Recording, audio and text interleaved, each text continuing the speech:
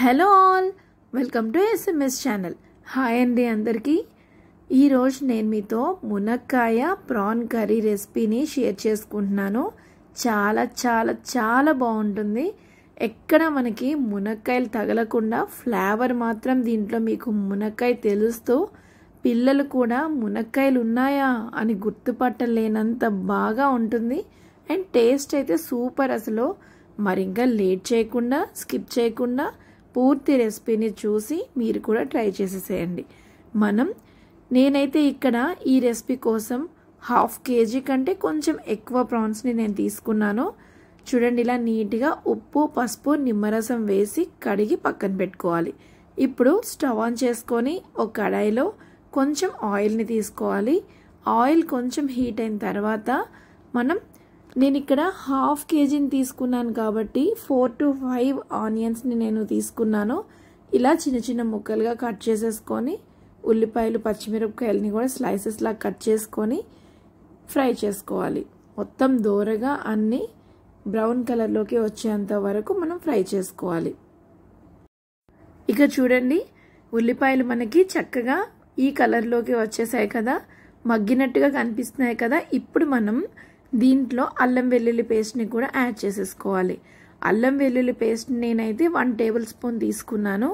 ఇప్పుడు ఇంకా అల్లం వెల్లుల్లి పేస్ట్ కూడా ఉల్లిపాయ ముక్కలకి పట్టేంత వరకు బాగా మనం ఫ్రై చేసుకోవాలి.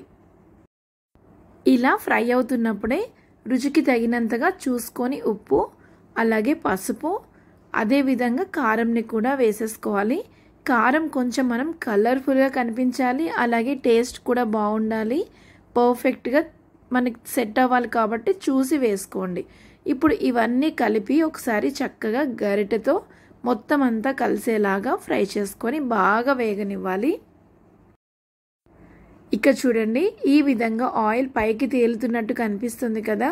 ఇప్పుడు మనం ముందుగా కడిగి శుభ్రంగా పక్కన పెట్టుకున్న రొయ్యలన్నింటినీ కూడా వేసేసుకోవాలి.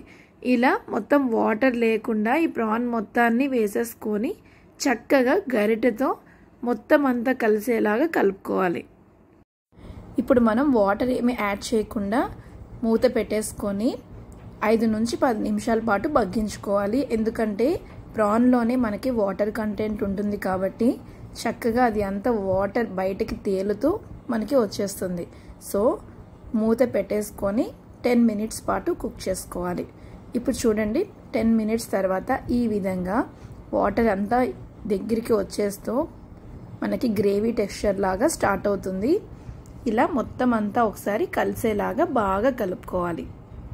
ఇలా 70% కుక్ అయిన తర్వాత మనం ముందుగా మునక్కాయల్ని బాయిల్ చేసేసుకొని గుజ్జులాగా తీసుకొని పక్కన పెట్టుకోవాలి. ఇక్కడ చూడండి, నేను ఆల్రెడీ తీసి పెట్టుకున్నాను. ఏమి లేదండి, కొంచెం సాల్ట్ యాడ్ చేసి మునక్కాయల్ని బాగా బాయిల్ చేసేసుకోవాలి. ఆల్మోస్ట్ బాయిల్ అయిన తర్వాత మనకు కలర్ చేంజ్ అయితే తెలిసిపోతుంది కదా. అప్పుడు మొత్తం మునక్కాయల్ని స్పూన్ ఆర్ ఏదైనా చాక్తో యూజ్ చేసుకొని గుజ్జు మొత్తం తీసేసుకోవాలి. అలా చిన్న బౌల్లో స్టోర్ చేసుకొని పక్కన పెట్టుకోవాలి.